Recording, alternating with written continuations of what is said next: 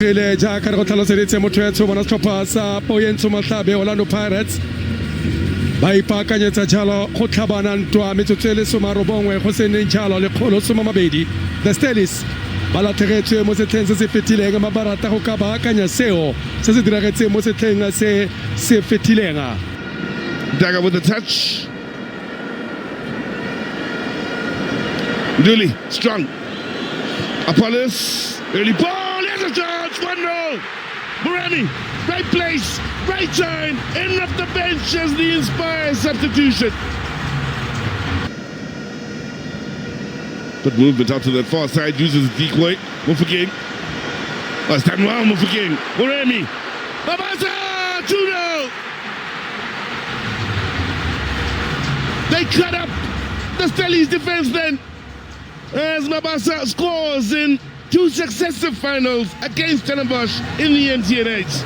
Henry Stanik abawatsela khileo ha re bona Oswin Apollos a ka kokotela sa bofelo sepekere. Oswin a ba kokotela ke tsa pene ke a kwala ke kwadile e kwadilwe go fedile kwa motshamekong wa tennis. Game 7 match kwa mabulenga go latlhela towel go bontsha gore ga go sepesa tlatlolang o se dira. Orlando Pirates ke ditshimega tsa sejana se le kgetlho la bone ka tatelano. A big congratulations to Pagani Orlando Pirates, 4 in a row, but they had to work hard for it. 90 minutes, 0-0. It was won in extra time, Sampo. Yeah, credit to the team, credit to the coaches, of course, with the people who, scouted these players for Orlando Pirates. You can tell that they've got depth and quality all around. To win the match of that nature with substitute, that tells you that they put their work, they worked hard for it. If you remember very well, the substitute came simply after 90 minutes. That tells you that they really wanted to win this match. When you look at this is the first one where Mbule was sacrificed. Were you surprised Apollo started on the bench? Yeah, for sure. I was surprised. But at the same time, I knew that when he comes on, we had to do the business for them. But remember, this is the player that, played 2 Bafana matches. But this is the sub that came in the midfield where Nemtanjana come and be within Dooley there. And I still say Dooley won the trophy for Orlando Pirates over this weekend, especially with the structure when you see the sacrifices of the players, when you see Sibelebele goes back to the right back, and then you see Apollos going to the right winger. Now Mufugeng operates as a 10. I see the flexibility in how they wanted to achieve this match. That's always been the challenge with Pirates, and that's why I always felt they weren't really title contenders, because it wasn't like-for-like replacements. They didn't have a real depth in the squad where when they make a sub, are they strengthening, are they weakening the team? Yeah. Now when they make subs, they're strengthening the team. And it's a nightmare for any team that they're playing against, because they're actually stronger from the bench. Yeah. And we couldn't say that in the past about Pirates, unfortunately. This season, we definitely can. And you could see it in this final, because evenly matched up to 90 minutes, and then the extra 30 minutes, Pirates completely took over. I'm smiling because I'm looking at the player that won the Pirates the trophy. Dooley. He won it for them? He sacrificed himself on the day. He played the role of a number 6. He didn't do much, any fancy thing. He just controlled and passed. He was on that center midfield. He managed to win every ball possible.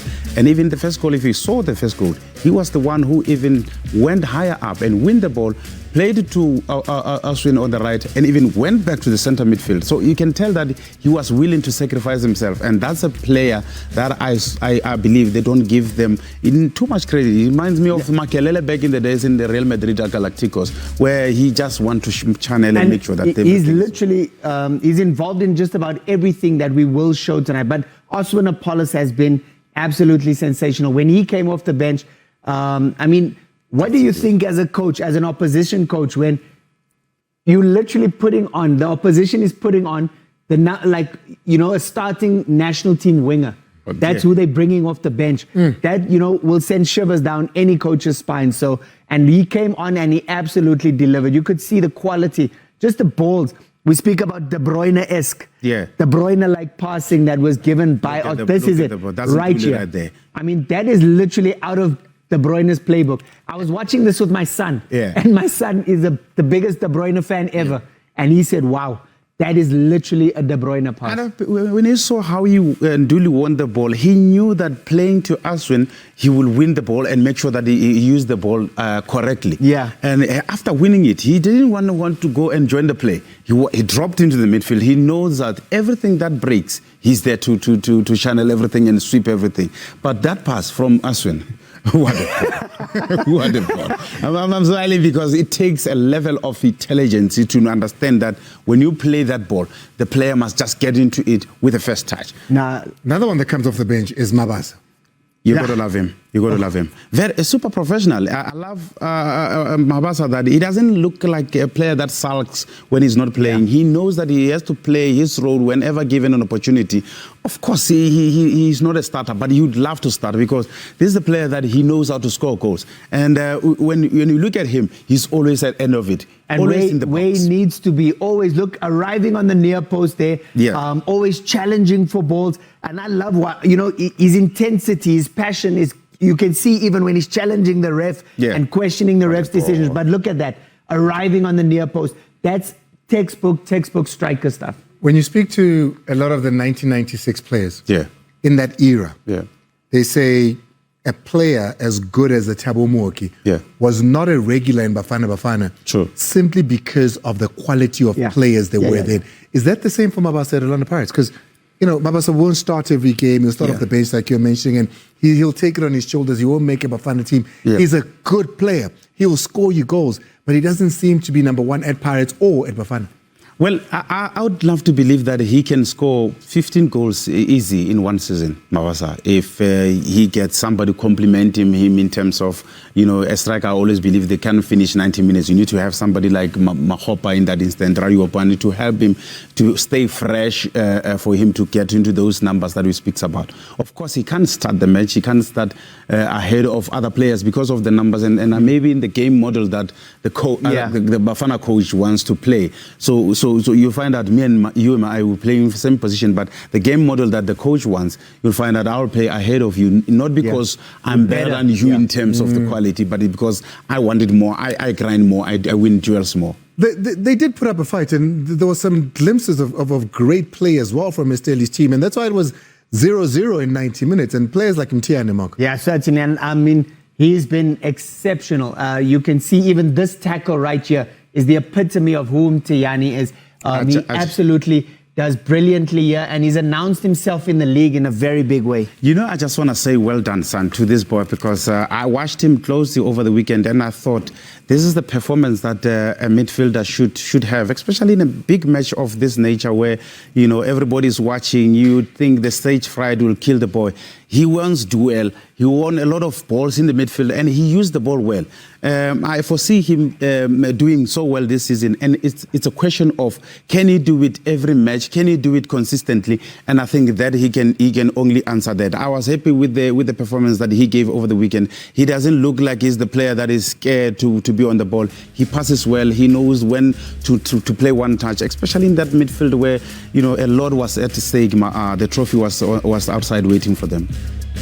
Well, take a look at that. He's only 24 years old, so we've got such a wealth right now of central defenders. And here's another one that we can add to that. But Mark is standing there because he wants to give us a masterclass on this game. And perhaps he can highlight us as to how it is that Orlando Pirates won it. Here is the masterclass.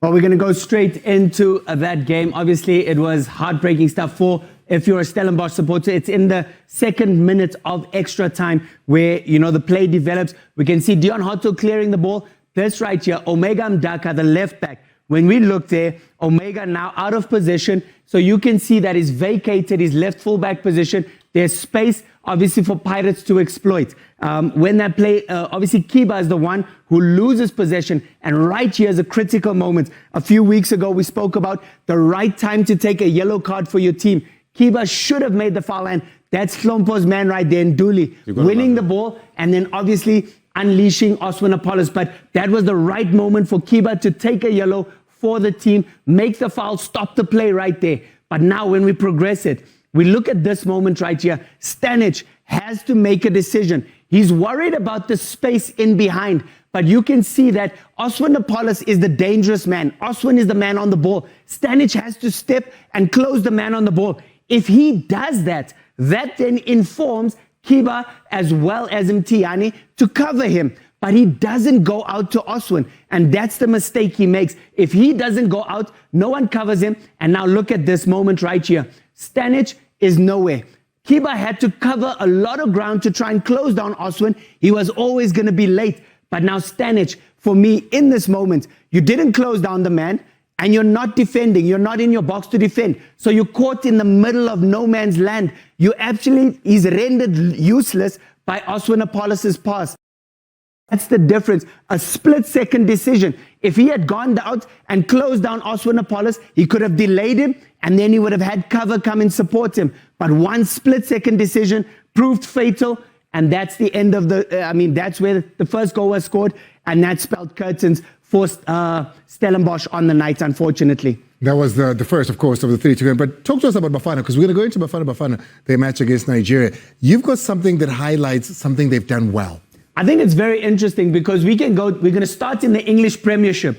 When you look, this is in the 27th minute, Everton versus Aston Villa. Emi Martinez with the ball at his feet. Now, there's similarities. I want you to see, that's the defense. That's all Everton's players highlighted. Watch Emi Martinez. I want you to see his vision. What does he get to see? He can pretty much see the entire field. Look at the Everton players, 4 players pressing high. But look at where Emi Martinez passes the ball. He should be looking to break the press. He should be looking to eliminate 1, 2, or let's just take that back slightly. When we go back slightly there, he should be looking to eliminate the 4 players that are pressing the ball up high. That's 4 Everton players pressing the ball. One pass should be eliminating them. He plays it right into the feet of Bogart, who's right in front of him. What's Bogart's vision? All he sees is Emi Martinez press. South Africa, on the other hand, Ronwen Williams. Have a look at this. Similar setup. We got our fullbacks wide, and then we got the 2 centre-backs with Mukwena and Obas, the 2 holding midfielders. We can see where they positioned, similar to what Aston Villa did. But this is the difference. Look at Ronwen Williams. With 1 pass out of the back, he literally eliminates 6 Nigerian players. Look, there's no South African in anywhere near Ronwen Williams or dropping down to close the space. The reason why it works, the top 4 players have given us width and depth. They've given us depth. Look at that. That's Lyle Foster on the ball right now.